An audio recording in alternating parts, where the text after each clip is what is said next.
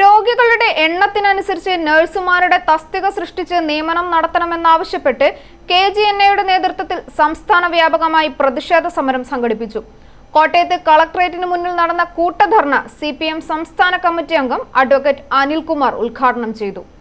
രോഗികളുടെ എണ്ണത്തിനനുസരിച്ച് നഴ്സുമാരുടെ തസ്തിക സൃഷ്ടിച്ച നിയമനം നടത്തുക, കേരളത്തിന്റെ ആരോഗ്യ മികവ് നിലനിർത്തുക തുടങ്ങിയ വിവിധ ആവശ്യങ്ങൾ ഉന്നയിച്ചുകൊണ്ടാണ് കേരള ഗവൺമെന്റ് നഴ്സസ് അസോസിയേഷൻ KGNAയുടെ നേതൃത്വത്തിൽ സെക്രട്ടേറിയറ്റിന് മുന്നിലും ജില്ലാ കേന്ദ്രങ്ങളിലും കൂട്ടധർണ നടത്തിയത്. ഇതിന്റെ ഭാഗമായി കോട്ടയം കളക്ടറേറ്റിന് മുന്നിൽ നടന്ന ധർണ CPM സംസ്ഥാന കമ്മിറ്റി അംഗം അഡ്വക്കേറ്റ് K അനിൽകുമാർ ഉദ്ഘാടനം ചെയ്തു.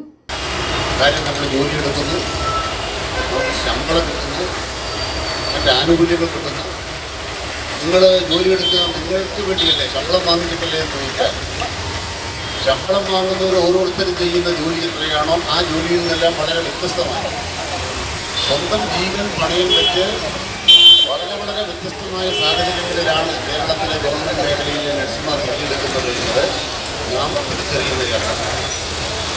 അതുകൊണ്ട് തന്നെ നമ്മൾ ഭൂമിയിലെ മാലാഖമാർ KGNA ജില്ലാ പ്രസിഡന്റ് VG ബിന്ദുബായ് അധ്യക്ഷത വഹിച്ചു.